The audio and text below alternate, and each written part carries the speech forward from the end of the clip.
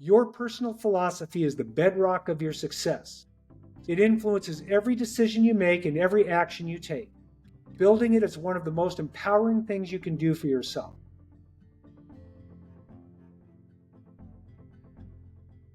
Welcome to Time-Tested Mastery, Life Lessons Sell. I'm Mark Dolan, and I'm excited to guide you on this journey of personal development and self-mastery. It is the beginning of a new year and the perfect time to strengthen your foundation for having your best year ever. In this first episode of our series, we will focus on a fundamental element of success, our personal philosophy, the way we think and what we truly believe about life and business. Think of your personal philosophy as a blueprint for how you approach life, work, and relationships. It's often an unconscious guiding compass, yet it's our true North Star. It's what influences our everyday habits, and when times get tough, dictates our decision making.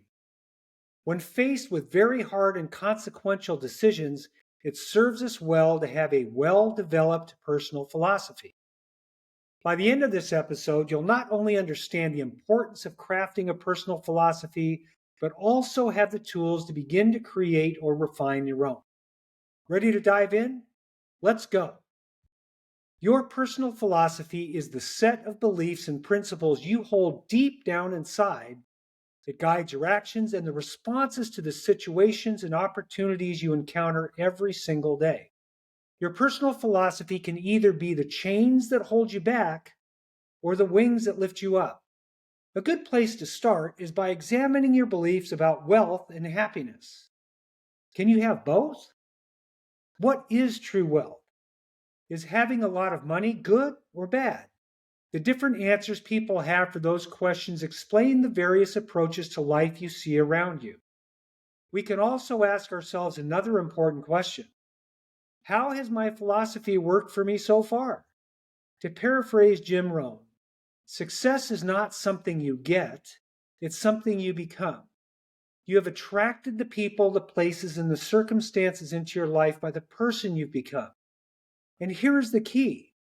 Your personal philosophy dictates the person you become because it determines the actions you take or don't take and influences every decision you make. Your success starts and ends with your personal philosophy. Now, here is a word of warning as we begin. Many people will be tempted to focus on what they think they should believe rather than what they actually do believe. Don't get derailed by should-haves and would-haves and could-haves. Instead, focus on the truth of what you believe. This is your life.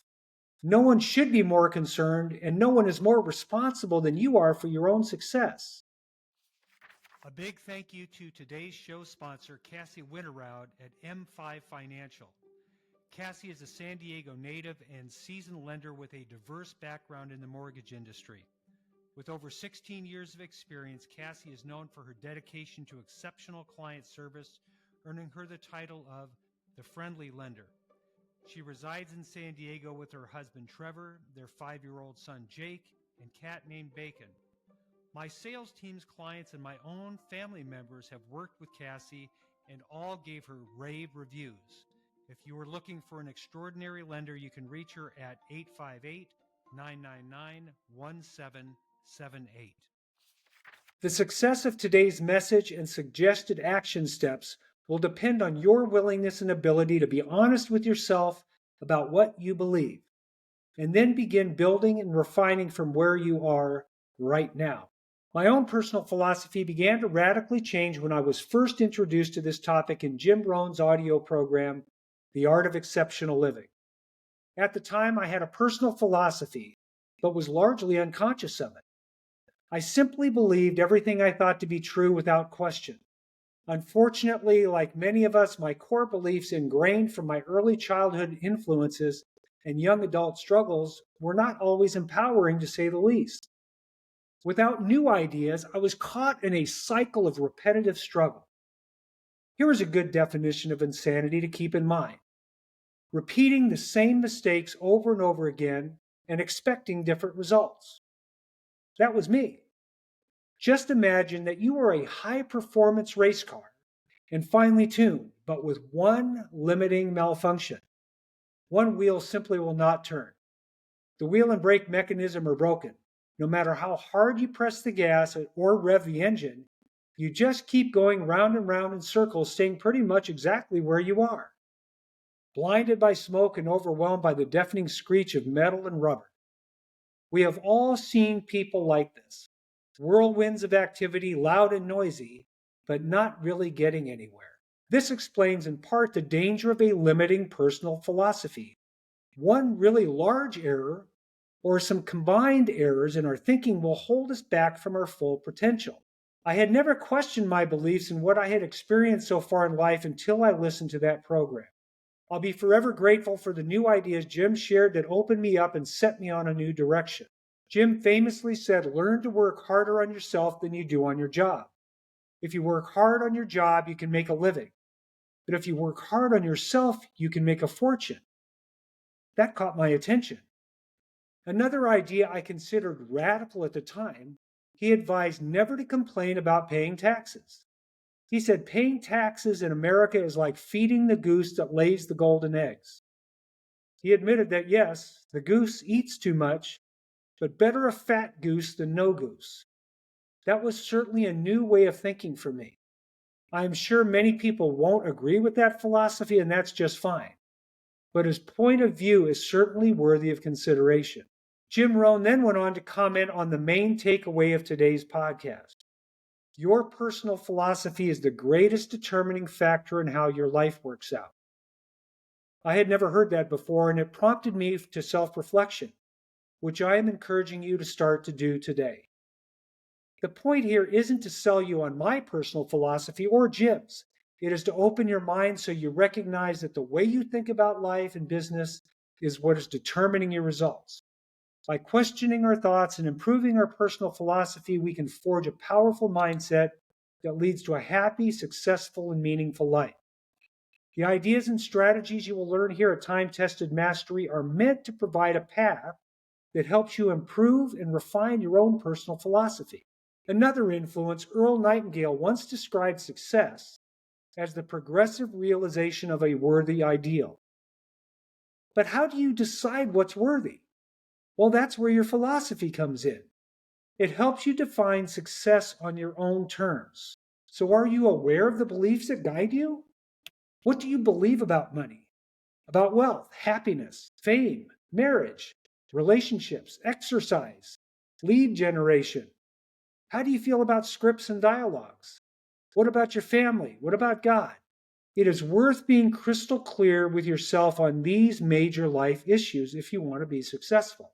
Open-minded exposure to the ideas of other successful people is certainly beneficial. You don't need to adopt anyone's philosophy, but you might want to at least consider new ideas and see if there's something you can use that might work better. Mark Twain famously said, "It ain't what you don't know that gets you into trouble, it's what you know for sure that just ain't so." Are you open to discarding a habit or belief that isn't serving you for something that might work better? And this should not be a one and done exercise. You will benefit by repeating it periodically so you continue to grow. Or make it a part of your daily thought process as you are exposed to new ideas. Always asking the question, is that something I can use to improve? Or will that serve me better than what I'm doing now? Refining your personal philosophy will increase your performance and ultimately dictate your success. Basically, I'm saying improve your thinking to improve your results. Early in my career, I was working hard, but I wasn't seeing the results I wanted. I was operating with a mediocre personal philosophy. When presented with the new ideas I was learning from business philosophers and motivational speakers like Jim Rohn and Earl Nightingale, I began to ask the question, if other people can do it, why can't I? The answer was depressing. I truly believe, for reasons I won't delve into here, that I simply wasn't good enough. These ideas could work for other people, but not for me. Other people were simply better than me. They were happier than me, more successful than me, smarter, handsomer. They came from better families, had more money, and a whole host of other advantages I didn't have. I was working hard, but working hard merely to survive. not believing I was capable of anything more. So why try? I really didn't want to look dumb by trying and failing publicly. Now, there is a phrase to describe this condition. It's called learned helplessness. Learned helplessness is defined as a condition in which a person has a sense of powerlessness arising from a traumatic event or persistent failure to succeed. It is thought to be one of the underlying causes of depression. I had it, and I had it bad. I was also operating on an unconscious thermostat. Just like a heater kicks on when the temperature falls below the low set point and shuts off when it exceeds the desired temperature, our personal philosophy dictates the settings for our human success thermostat. When I was struggling and not eating broke, my work ethic kicked into high gear to ensure survival. But as soon as I got comfortable, when sudden success exceeded my internal belief system, I would sabotage myself. You've seen that guy before, right? As soon as he makes a little more than he needs, even after struggling for months to get his head above water, before saving anything for a rainy day, which is a bad personal philosophy in itself, he decides to reward himself with an expensive vacation or some other unnecessary expenditure, which immediately brings him back to zero. That's an example of my personal philosophy early on and how it manifested in my choices and behaviors that led me to continue to struggle. Now, in addition to this sudden new awareness that other people thought differently, that many who had a different philosophy of life were getting better results than I was, I stumbled upon a book by Tony Robbins, Awaken the Giant Within. He said, the quality of your life is in direct reflection of the quality of the questions you are asking yourself. That idea proved to be a game changer. At his suggestion, I reframed my questions from negative to positive. I began asking, what would I have to do to get the results other people are getting? The answer to that question was, I would have to try the things other successful people are doing, which also meant I would have to stop or change some of the things I was currently doing. That should really make sense, huh? To do something new, you must stop doing something else. So I replaced what I was doing with what others who were succeeding did. Do you see the difference? The answer to the first question didn't help me solve my problem. When I answered the negative question honestly, it made me feel terrible and further convinced me I didn't know how to succeed. When I answered the reframed question honestly, I was empowered with a new direction, a sense of hope, a vision of opportunity with new things to try. The fact other people had already achieved what I hoped to achieve was a good reason to believe it was at least possible for me. When I changed, everything changed for me. And I know the same will be true for you. Now it's your turn. Crafting your personal philosophy doesn't have to be complicated, but it does require reflection. Here's a simple 3-step process and exercise to get you started. Number 1, make it a habit to reflect on your values. What matters most to you? Is it honesty, perseverance, kindness, family, creativity? Write down the 3 to 5 values that resonate with you the most. Number 2, define your purpose. Ask yourself, why am I here? Your purpose might be to inspire others, to provide for your family, or pursue excellence in your craft. And finally, begin to internalize easy to remember phrases and quotes that express your values and your purpose.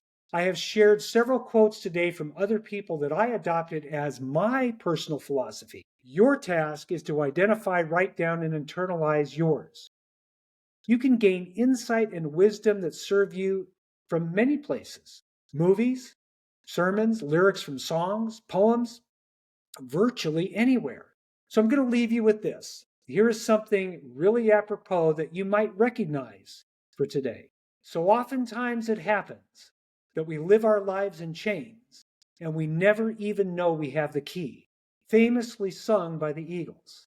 It's a reminder to me, those lyrics, that you have the key to freedom and success if you have an open mind, are willing to seek and consider new ideas as well as take action. And action is the key. After this episode, set aside 30 minutes to consider and write as many quotes, ideas, or statements that define your current personal philosophy as accurately as possible. And remember them and use them and remind yourself of them daily. In closing, before we wrap up, I want to leave you by repeating today's message clearly. Your personal philosophy is the bedrock of your success. It influences every decision you make and every action you take. Building it is one of the most empowering things you can do for yourself. Now, I'd love to hear your feedback. Was there a principle, an idea, or a thought today that resonated with you? For those of you who complete the writing exercise, share what challenges you face while writing out your thoughts. Please reach out to me on social media or leave a comment. I would appreciate it. And if you found this podcast helpful to you, please take the time to share it with someone else you think it might be helpful for. I want to thank you for joining me on this first step of our journey. Remember, success isn't built overnight. It's built every day through intentional choices and actions. I'll see you in a few days as we dive into the next pillar of success.